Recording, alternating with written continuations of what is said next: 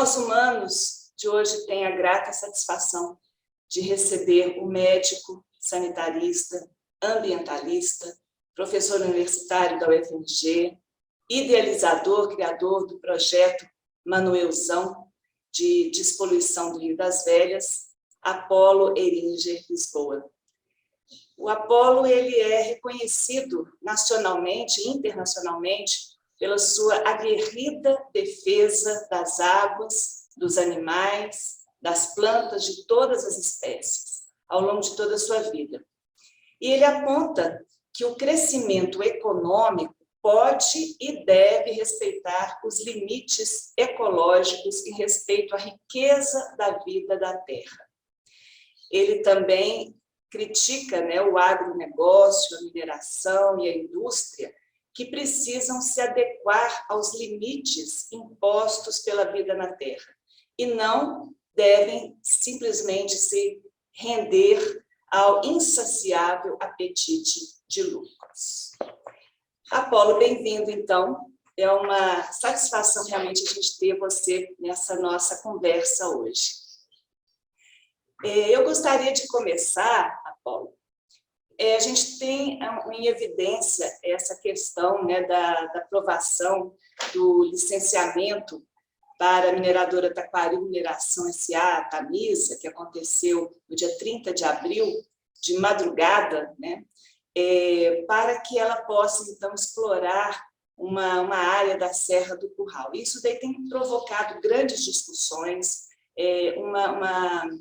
um movimento muito grande em defesa da Serra do Curral, e eu gostaria que você começasse falando um pouquinho sobre os impactos ambientais dessa mineração na Serra do Curral. Eles fizeram o mesmo em cidades menores e foram cercando, poupando a capital, porque quando eles tentaram minerar a Serra do Curral, a MBR, o Grupo Antunes, houve uma forte reação em todo o país. Tanto é que eles comeram uma parte da Serra do Curral e Carlos Drummond de Andrade, já ferido pelo que aconteceu em Itabira, saiu com um poema, Tristes Horizontes, e não Belo Horizonte. E aí eles suspenderam a mineração. Aí foram rodeando, veio Mariana, veio o Brumadinho, e mesmo assim, eles agora resolveram atacar uma paisagem, uma serra característica que marca a história e a logomarca de Belo Horizonte, a capital do estado, a única capital em toda a bacia de São Francisco, capital estadual. Isso mostra o atrevimento da mineração. A mineração ela tem uma origem colonial, e ela até hoje tem essa cultura colonial. Você vê a falta de cerimônia com que eles atacam e defendem a mineração, envolvendo FIENG, envolvendo FAENG, que é aliada da FIENG, envolvendo técnicos, tomando conta da Secretaria Estadual do Meio Ambiente, que é contra o meio ambiente. A Secretaria Estadual do Meio Ambiente é contra o meio ambiente. Já a Secretaria da Agricultura é a favor do agronegócio, Secretaria de Indústria, Comércio, Tecnologia, não sei mais o quê, é a favor dos negócios. Então, a única secretaria que poderia fazer um contraponto ambiental, no sentido de chegar no melhor, num denominador comum, num acordo de sustentação ambiental das atividades, essa única secretaria bandeou. Ela foi para o outro lado. Por quê? Porque quem indica o secretário é o governador, que ouve deputados, que ouve as entidades de classe dos empresários. Ou seja, isso não é democracia. Os compromissos com o meio ambiente são intergeracionais. Você está pensando nas futuras gerações, você está pensando na segurança da população. Hoje, as pessoas que moram em Barão de Cocais, Santa Bárbara, as pessoas que moram em Conceição do Mato Dentro, as pessoas que moram em Ouro Preto, as pessoas que moram em Macacos, Nova Lima, para todo lado, essas pessoas, Brumadinho, essas pessoas vivem aterrorizadas. Ninguém sabe quando vai romper, por exemplo, uma barragem lá em Congonhas. O pessoal de Paracatu não sabe quando a canadense Quirós vai romper e vai destruir completamente o São Francisco. Vai ser muito mais grave do que tudo que a gente já viu até agora, se romper Quirós lá em Paracatu.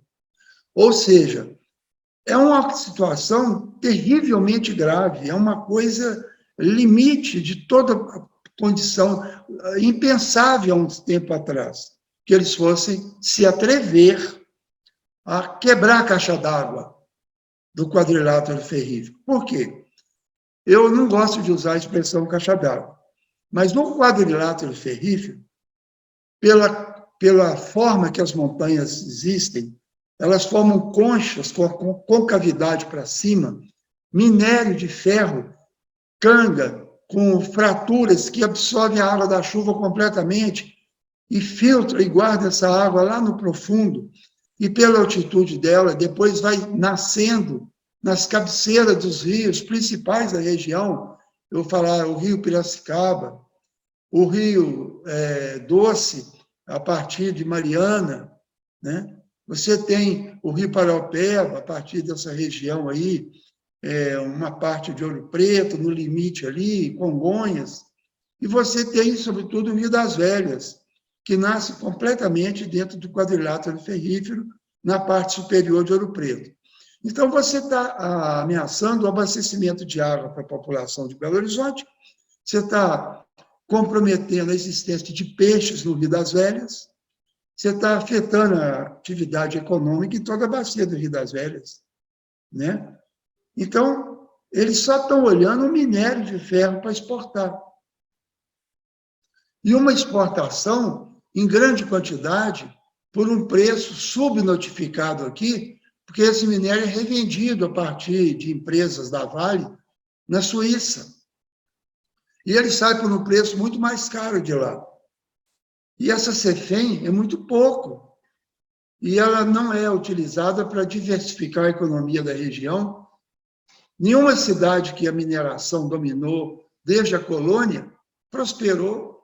A melhor é Ouro Preto, porque foi capital de Minas, tinha pessoas de um grande nível cultural, e aí ficou a marca dessa capital. Mesmo assim, Ouro Preto depende praticamente do turismo e de mineradoras. Ou seja, está sujeito a Ouro Preto ser destruído se tiver algum problema, né? Como o caso que ameaçou Mariana. Então, é isso. É uma situação limite que a gente vive, e aí passa em revista toda a história do Brasil, a Inconfidência Mineira, a escravidão. A mineração está ligada intrinsecamente à escravidão, né? Ao desrespeito dos seres humanos, contra a independência nacional, né? Então, assim, é uma herança maldita que nós temos. Falar que Minas depende da mineração não é verdade. Minas está subordinada a uma falta de autonomia, né, em relação à mineração. E além disso, né, quer dizer, tem toda essa questão aí econômica e que remonta à época, né, à era colonial, como você disse, e a questão ecológica mesmo, né, porque essa área que está sendo, né, licenciada, ela é coberta por Mata Atlântica, né, é uma área ainda que, vamos dizer, ela tá preservada, mas a Mata Atlântica é um bioma muito, muito degradado, né? Então, o que vai acontecer? Essa mineração vai ampliar esse desmatamento, tem pesquisas, né, que mostram que a ação colocaria em risco a vida de quase 40 espécies de animais e plantas que já estão ameaçadas de extinção. A onça parda, jaguatirica, o lobo-guará, alguns tipos de bromélias, orquídeas, sem falar na questão da água, como você disse, né? Então, o impacto, muito além simplesmente do abastecimento de água, nós estamos dizendo de vida, né, Paulo? Minas Gerais é o estado que mais desmata a Mata Atlântica atualmente.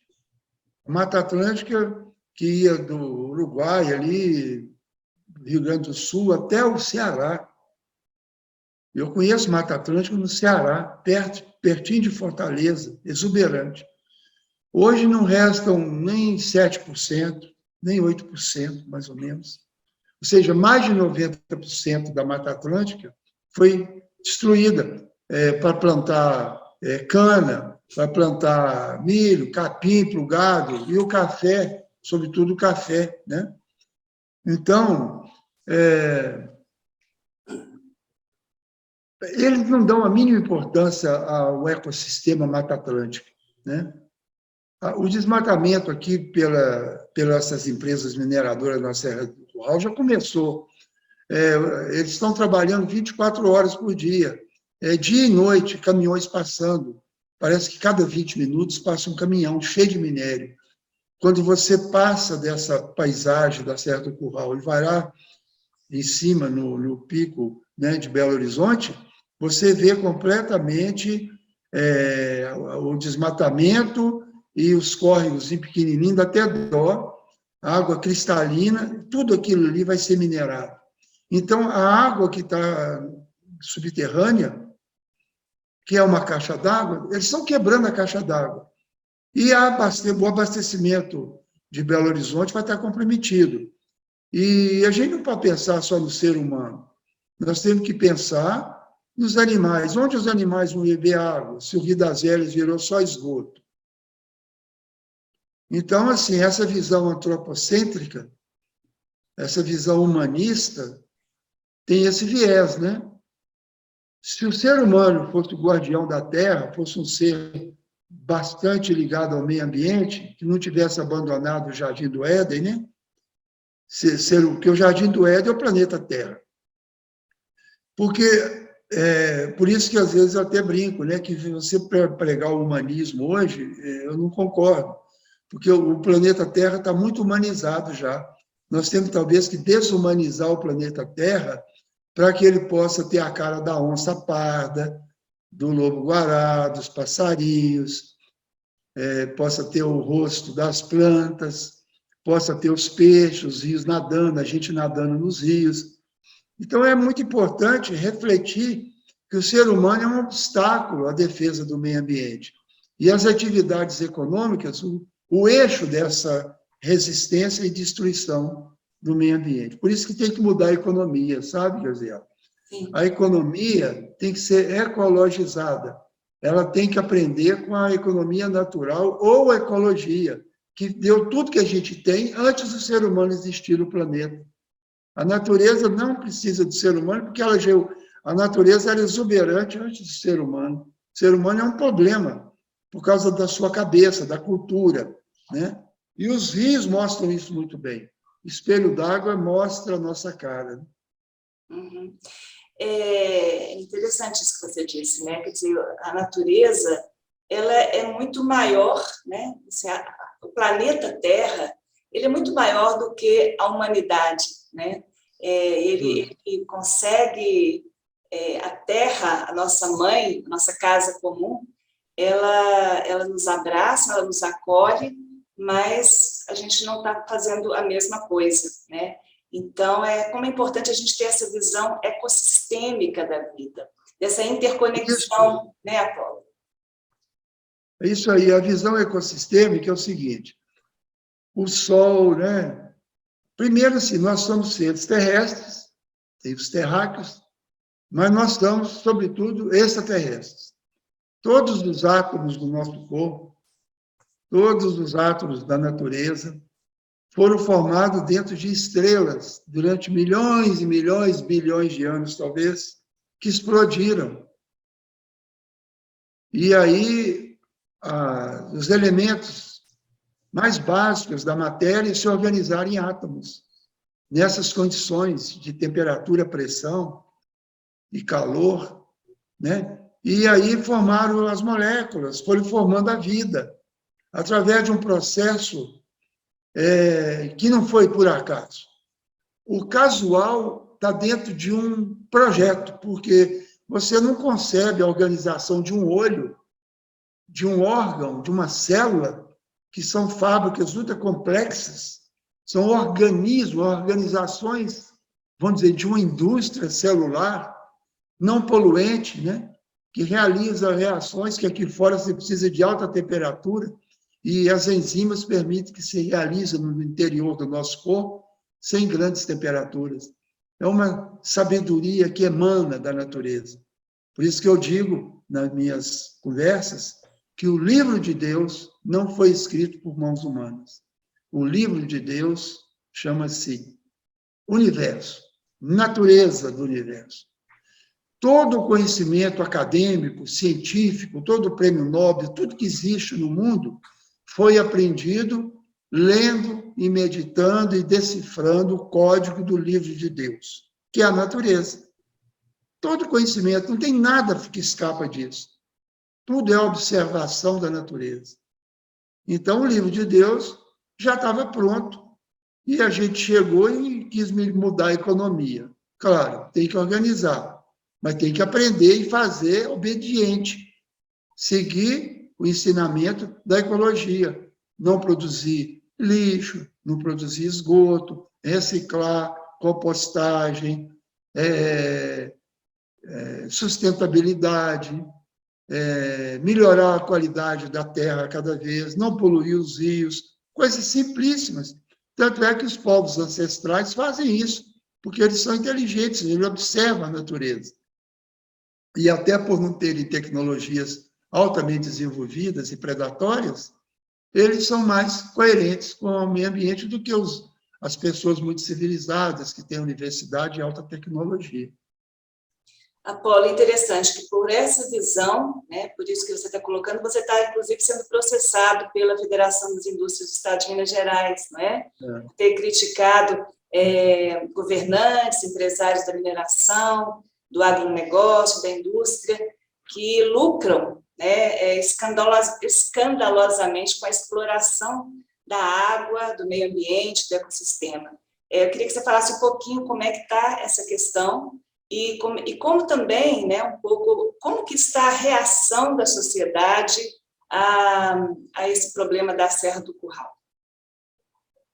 Olha, a questão da água é essencial para você compreender a questão ambiental, porque o espelho d'água dos rios, de uma bacia hidrográfica, né, de um território de base, que deveria ser a base de todo planejamento, não é o município, é só as bacias hidrográficas, né? O município veio da capitania hereditária, Sesmaria, das grandes fazendas.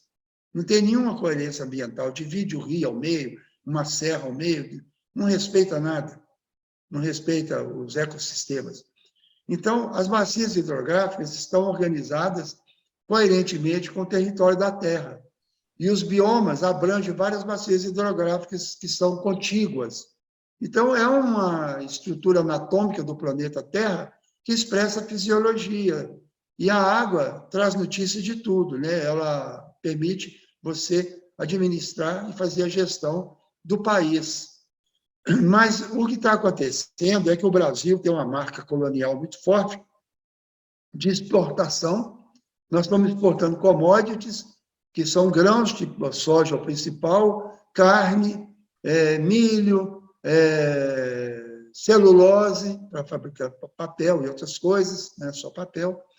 Você tem a mineração, a exportação de commodities, e nós estamos exportando água, na verdade, porque a mineração ela esvazia os aquíferos, ela esvazia a água subterrânea para minerar no seco. Além de usar mineroduto, lavar minério, polui a água, e aí as nascentes vão desaparecendo, porque você vai rebaixando o lençol freático. Tem mineração cava aí que vai 200, 300 metros, e está secando tudo em volta. Aí aumenta o preço da água, porque a água fica, eles chamam de crise hídrica. A crise hídrica, eles falam que é porque não está chovendo, que é a seca, que São Pedro que é responsável, que Deus é o irresponsável. E aí, o agronegócio, mesma coisa. O agronegócio esvaziou a água subterrânea do Cerrado brasileiro.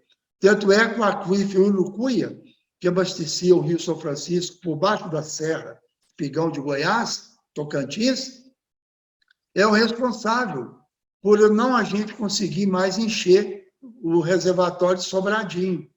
Então, o problema da água não é fazer mais reservatórios, é ter mais água. O reservatório está seco, não é fazer reservatório. Os reservatórios, inclusive, interrompem o leito do rio. É o maior inimigo da piracema, inimigo dos peixes. Não tem. Estão acabando com o peixe, que é alimento para o povo. Então, esse desenvolvimento é um desenvolvimento que mata o povo de fome. Toda a área de mineração é miserável. E aí eles estão transferindo para a população urbana o pagamento de altas tarifas de água e energia hidrelétrica. Eles não pagam o valor de mercado da água bruta que eles utilizam. Eles tiram a água à vontade, sem nenhum controle de verdade, água subterrânea, com bombas de grande potência, bombas nos rios, criaram a seca subterrânea, não pagam o valor de mercado pela água que leva eles a terem grandes lucros, e quem está pagando por isso, pela escassez, é a população urbana, seja pequenas indústrias urbanas, o comércio urbano, os hospitais, toda a atividade humana e o consumo doméstico. A gente paga pela água uma tarifa dobrada e ainda paga o dobro dessa água para tratar esgoto, que eles não tratam. Eles escolhem o esgoto, cobram para tratar e não tratam. Só tira da sua casa e joga no rio. No caso de Belo Horizonte, mais de 50% de esgoto eles não tratam. Eles não captam, não coletam e nem tratam. E a gente está pagando altas tarifas de água e energia elétrica. Esse é o hidronegócio.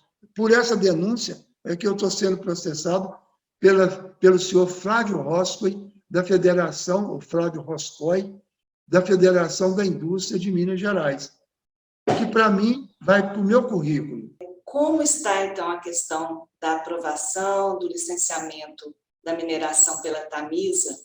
E a gente está vendo como que a sociedade civil tem se organizado, tem reagido, tem feito manifestos, tem feito, expressado realmente a sua indignação e a sua consciência, né? Isso eu acho que é interessante, porque esses movimentos, eles mostram o papel da sociedade civil, o papel das pessoas organizadas reagindo a toda essa questão que a gente está colocando, né? Eu acho que agora nós temos que batalhar pelo tombamento da Serra do Curral todo, porque a Serra do Curral inclui a Serra da Piedade. E eu acho que é uma coisa gravíssima o que fizeram e estão fazendo com a Serra da Piedade, que já está comida em não sei quantos por cento, acima de 20%, 30%, completamente destruída. A Serra da Piedade ela é um limite ali,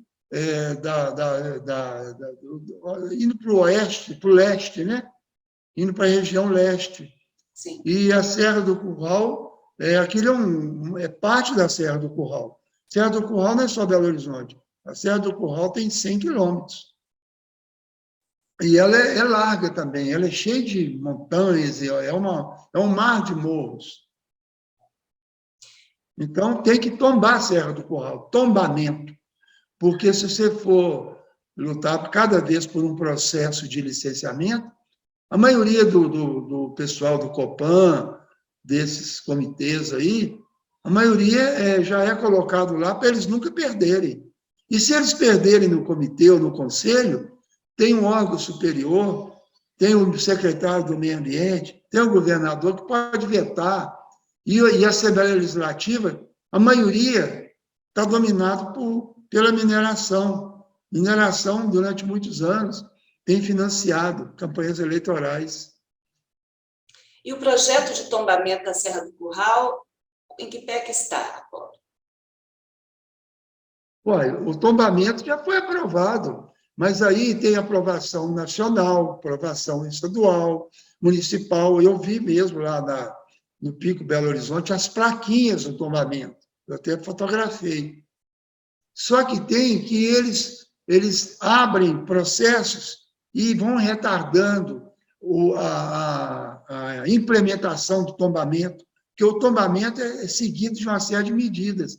E eles vão protelando isso e vão aprovando mineração, e aí entra a justiça, essa justiça tem sido bastante lamentável a atuação dela, porque não pode mexer em área que está tombada e em processo de tombamento em outros setores. Apolo, a gente quer agradecer muito a sua participação, sua presença. Eu acho que trouxe pontos muito importantes que nos ajudam a pensar, refletir, tomar posição, né, e seguir nessa luta em defesa da nossa casa comum, da nossa mãe Gaia, da nossa mãe Terra. Muito obrigada pela sua participação com a gente. Ok, eu que agradeço, Gabriela. Muito obrigado. Estamos aí às ordens para debater outros dias, outras questões. Vamos marcar. Você está sempre muito bem-vindo aqui na Faculdade Jesuíta com a gente. Tá bom, obrigado.